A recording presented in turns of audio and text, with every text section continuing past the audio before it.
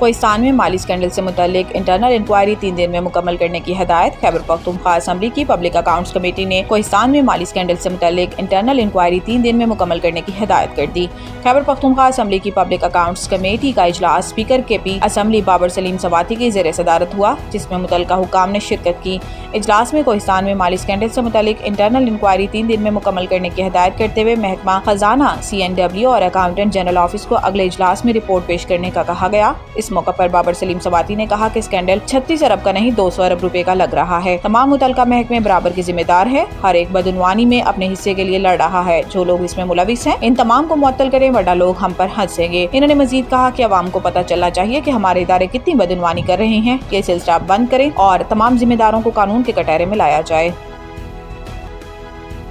پاکستان نے پہلگام واقعے پر بھارتی الزامات کو سختی سے مسترد کر دیا۔ نیو یارک میں اقوام متحدہ میں پاکستان کے مستقل مندوب عاصم افتخار نے نیوز کانفرنس کرتے ہوئے کہا کہ دنیا جان لے پاکستان کا پہلگام واقعے سے کوئی تعلق نہیں۔ دنیا اس واقعے کی صاف شفاف تحقیقات کرے، پاکستان مکمل تعاون کرے گا۔ عاصم افتخار نے کہا کہ پاکستان اپنی سالمیت اور دفاع کے لیے مکمل تیار ہے۔ بھارت نے یک طرفہ طور پر ورلڈ بینک کے توسط سے طے پانے والی سنتاس معاہدے کو ختم کیا۔ پانی زندگی ہے، جنگوں میں استعمال ہونے والا ہتھیار نہیں۔ ماضی میں لڑی جانے والی جنگوں کے دوران بھی دریاؤں کا پانی نہیں روکا گیا۔ انہوں نے کہا کہ 24 کروڑ پاکستانیوں کا انحصار ان دریاؤں پر ہے۔ اگر پانی روکا گیا تو نتائج کا ذمہ دار بھارت ہوگا۔ جب تک مسئلہ کشمیر حل نہیں ہوتا، خطے میں امن و امان قائم نہیں ہوگا۔ مسئلہ کشمیریوں کے امنگوں کی مطابق حل ہونا چاہیے۔ پاکستان کے مستقل مندوب نے یہ بھی کہا کہ کشمیر پاکستان اور بھارت کے درمیان بنیادی مسئلہ ہے۔ بھارت کے حالیہ اقدامات پر شدید تحفظات ہیں۔ دنیا خطے میں امن کے قیام کے لیے کردار ادا کرے۔ پاکستان کی درخواست پر اجلاس بلانے پر سلامتی کونسل کے مشکور ہیں۔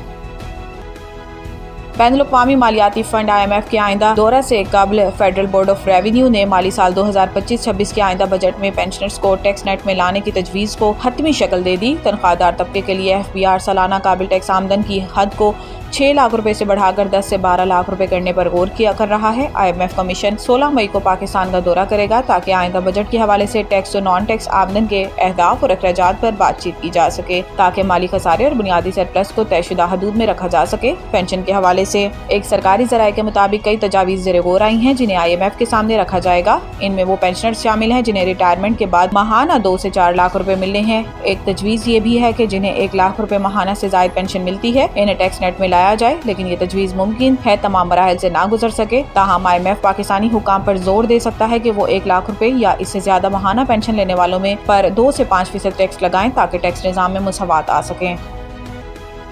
پاکستانی سفیر برائے امریکہ رضوان سعید شیخ نے کہا ہے کہ بھارت کی 24 کروڑ افراد پر مشتمل زرعی معیشت کو نقصان پہنچانے کی کوشش اعلان جنگ تصور کی جائے گی۔ پاکستانی سفیر رضوان سعید شیخ نے امریکی تھنک ٹینک نمائندگان کو پاک بھارت کشیدہ صورتحال پر بریفنگ دی اور پہلگام واقعے کی غیر جانبدارانہ اور شفاف تحقیقات کے مطالبے کا اعادہ کیا۔ پاکستانی سفیر نے کہا کہ بھارت نے پہلگام واقعے سے متعلق کوئی ثبوت پاکستان یا دنیا کے سامنے نہیں رکھا۔ بھارت کے جنگی جنون نے علاقائی امن کو خطرے میں ڈال دیا۔ رضوان سعید شیخ نے کہا کہ پاکستان دہشت گردی سے سب سے زیادہ متاثر ملک ہے۔ ہم عزت و وقار کے ساتھ امن پر یقین رکھتے ہیں۔ ان کا مزید کہنا تھا کہ سنتاس معاہدے کے حوالے سے بھارت کا طرز عمل لاقانونیت پر مبنی ہے۔